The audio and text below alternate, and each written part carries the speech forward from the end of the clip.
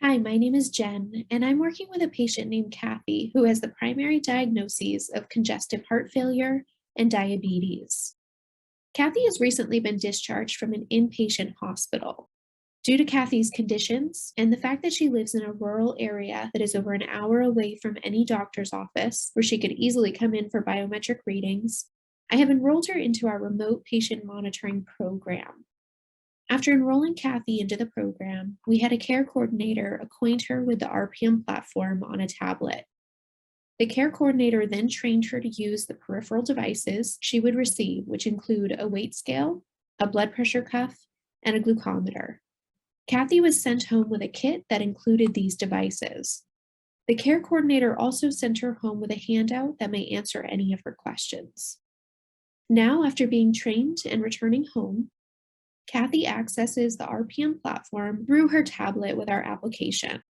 She begins to collect and transmit her blood pressure, blood glucose, and weight data to her care providers via the cloud-based RPM platform. Kathy has been consistently taking readings through her peripheral devices over a period of a month. The last week, however, her glucose readings had a significant increase.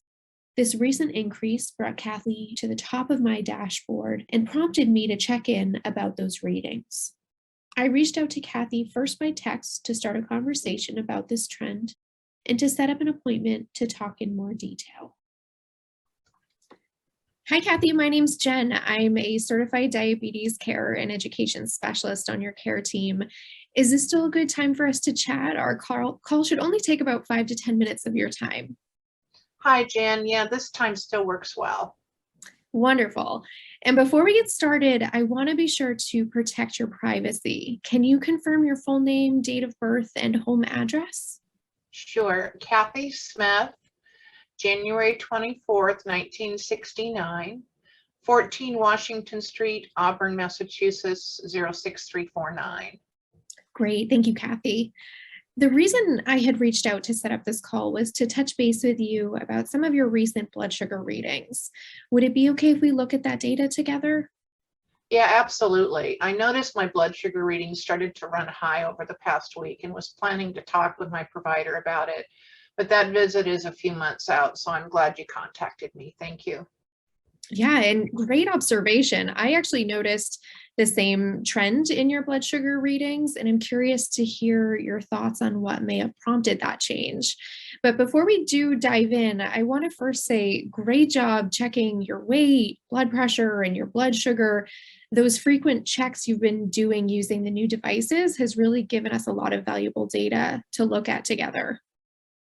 Well, thank you. I've been working hard to keep up with it. I was nervous about figuring out all this technology, but so far it's been easier than I expected.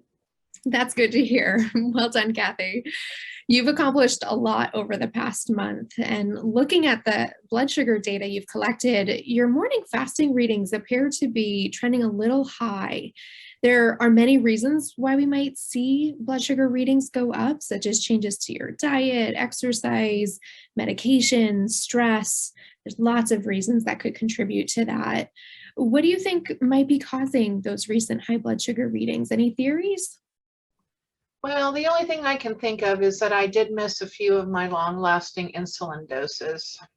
Okay, thank you for letting me know that. And that's your Lantus insulin, correct? Yes, correct. Okay, thanks for confirming. That could certainly be a reason your blood sugar is high in the morning. What led you to miss the Lantus insulin doses? Well, usually I take my insulin when I first get to work, but I started a new job a couple weeks ago and don't always have enough time to take my insulin when I first get to work. Well, congratulations on the new job. I can only imagine how challenging it must be to navigate such a big change and find a brand new routine that works well for you. Thinking about your schedule and that new routine, when might be a good time to take your Lantus insulin consistently every day? Hmm. I've been so busy, I haven't really had time to think about that. I wonder if I should start taking my insulin before I leave for work instead of taking it at work. That sounds like a good option. Yeah. What might help remind you to take the insulin before you leave while you work on building that new routine? Well, I like using alarms on my phone to remind me of other things, so maybe the alarms would help with this too. I leave the house at the same time every day, so I will try setting an alarm to take my insulin shortly before I leave. Okay, great. So the plan will be to take your long-acting insulin, that Lantus, in the morning before you leave for work, instead of taking it when you first get to work. And you're going to try setting an alarm on your phone as a reminder. Does that sound good? Yeah, sounds good. Okay, let's give that goal a try, and I'll circle back with you next week to see how it's going. But in the meantime, don't hesitate to reach out if you want to touch base sooner. I'm also going to send along some information about high blood sugar for you to review. And please let me know what questions come to mind as you read through that material. We can continue to talk about this topic as we go. Great, I sure will. Thank you so much. You're very welcome. Is there anything else I can help with today? No, I don't think so. This is helpful. Thank you. Anytime. Have a great week, Kathy, and I look forward to catching up again soon. Thank you. You too. Bye, Jen.